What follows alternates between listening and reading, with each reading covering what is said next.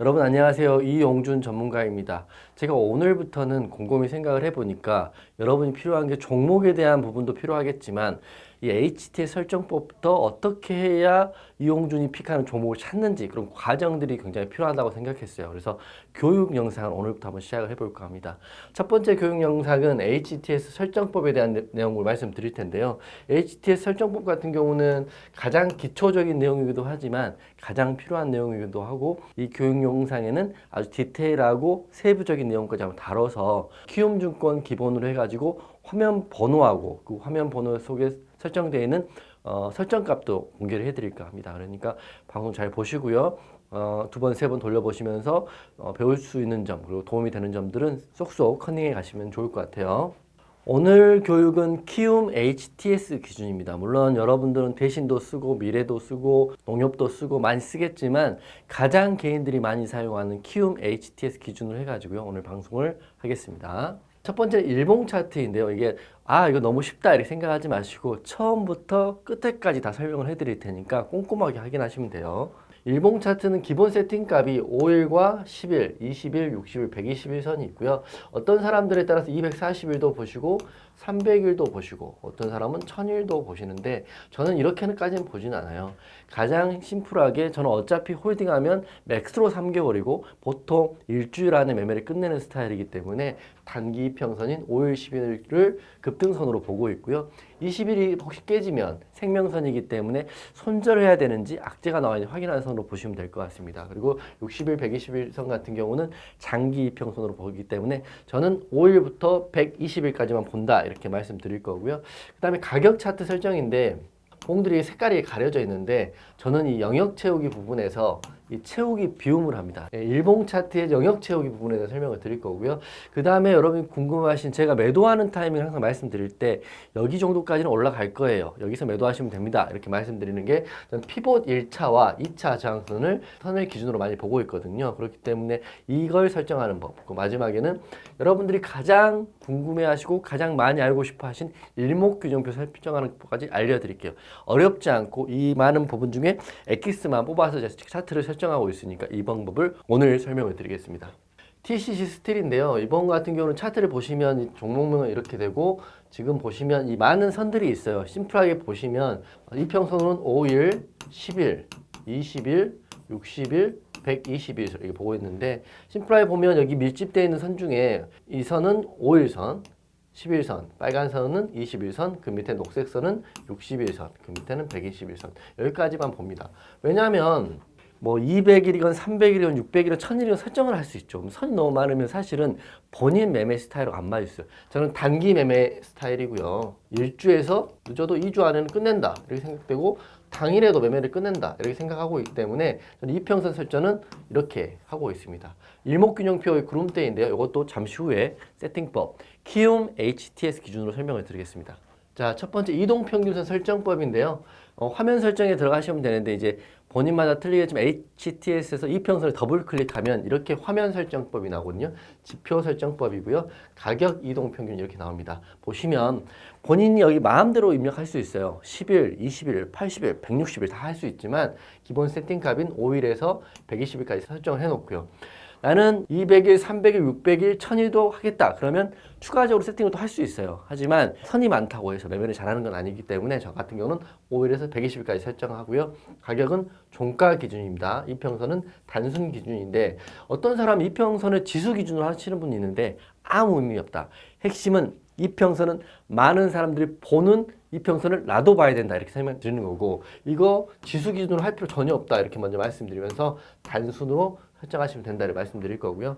그 다음은 색깔 설정인데요. 5일, 10일, 20일, 60일, 120일 선인데 물론 방금 제 차트 봐서 아시겠지만 5일은 이 분홍색 선인가요? 분홍색 선으로 했고요. 10일은 주황선, 20일은 저는 빨간 선, 60일은 녹색, 120일은 파란 선 이렇게 설정을 해가지고 본인 편할 대로 설정하면 됩니다. 20일을 가장 중요하게 생각하시는 분은 20일을 빨간 선으로 하시면 되는데 저는 20일이 가장 중요한 생명선이기 때문에 빨간 선으로 하는 거고 어떤 분들은 21선이 황금선이기 때문에 노란 선으로 하는 거고 그건 자기 마음이죠. 내가 오늘 흰 옷을 입을지 빨간 옷을 입을지 검정 옷을 입을지는 본인 마음이니까 본인이 가장 눈에 보기 싶은 선으로 설정하면 된다 이렇게 말씀드리는 거고요. 그 다음에 캔들 영역 채우기인데요. 요거는 처음 보시는 분 계실 것 같아요. 캔들 영역 채우기는 캔들에 더블 클릭하면 이런 가격 차트 설정의 유형의 선이 나오는데요. 우선 이 매물대 설정도 하셔야 됩니다. 저는 매물대를 설정을 해 놓는데 매물대 클릭을 하고, 매물대는 여러분이 생각하는 것보다 훨씬 중요합니다. 왜냐하면 역배열에서 매수하지 마라, 매물대가 많으면 매수하지 마라, 매물대가 많으면 못 간다, 이런 이유가 사실은 매물대라는 게 다른 사람들이 몰려있는 자리거든요. 그렇기 때문에 매물대 설정을 여기 들어가서 꼭 하시고요. 그 다음에 색깔은 저는 옅은 노란색으로 해놨습니다. 그리고 저는 캔들에 다 구멍에 색깔들이 비어 있잖아요. 이 영역 채우기를 클릭을 하지 않았어요.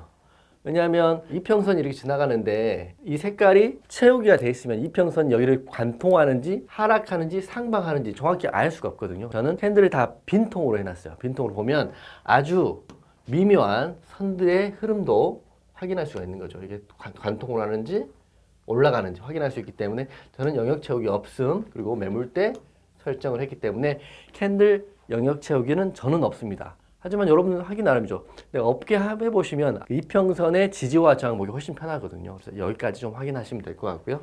그리고 카톡방에서 여기까지 가면 저항이 될 거예요. 종목 상담을 할 때나 리딩을 할 때나 종목이 급등 나올 때 말씀드리는 게, 저는 피봇의 1차와 2차 저항선을 보는데, 피봇 저항선은 가격 차트 설정에 들어가셔가지고요. 보면 이 많은 가격 차트 중에 저는 클릭하는 게 딱 두 개가 있습니다. 피봇의 1차 저항과 2차 저항. 1차 저항은 민트색, 2차 저항은 검정색으로 해놓는데요. 이렇게 해놓으면 여러분들 보시기에 이 정도 가면 맞고 떨어지겠네. 물론 돌파할 수 있지만 저항선이 생긴다는 거 명심하시고, 저는 피봇 저항선까지 차트에 설정한다. 정리해보면 가격 이동 평균선, 매물대, 캔들의 영역 채우기 없음, 피봇 저항선, 이 네 가지를 명심하시고 지금 여러분 차트에 한번 설정을 해보세요. 어렵지 않습니다.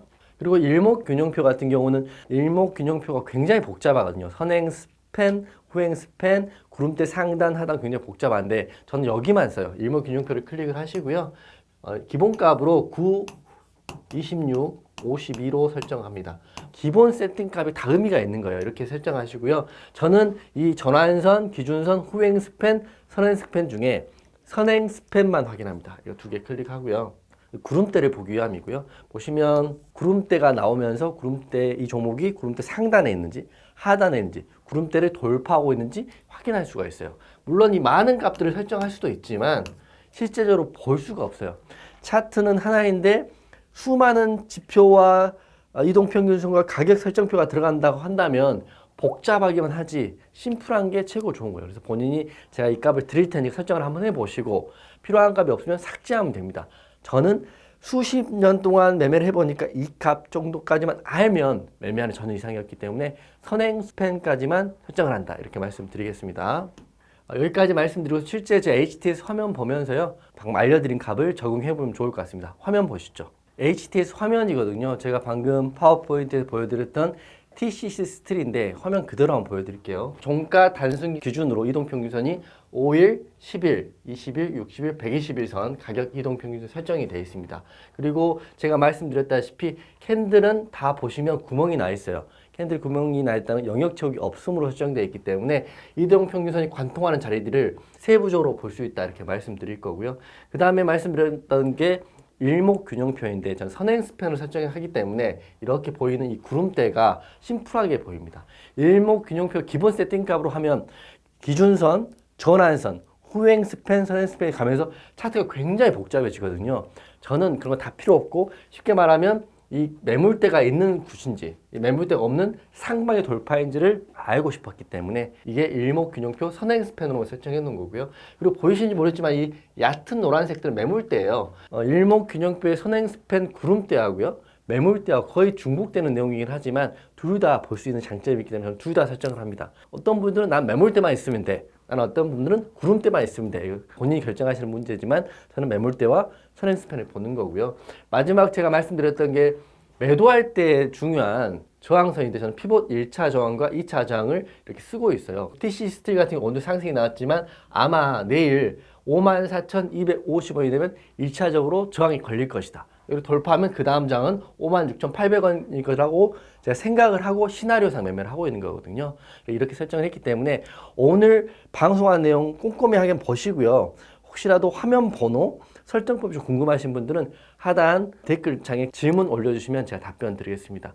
오늘을 HTS를 시작으로 앞으로 조건 검색 시, 그리고 미니 차트 검색, 엑스레이 호가창 검색 이런 내용들을 하나하나 디테일하게 한번 다뤄 드릴 테니까 당분간은 교육 자료에 집중해서 보시면 될 것 같습니다. 이상 이용준 전문가였습니다.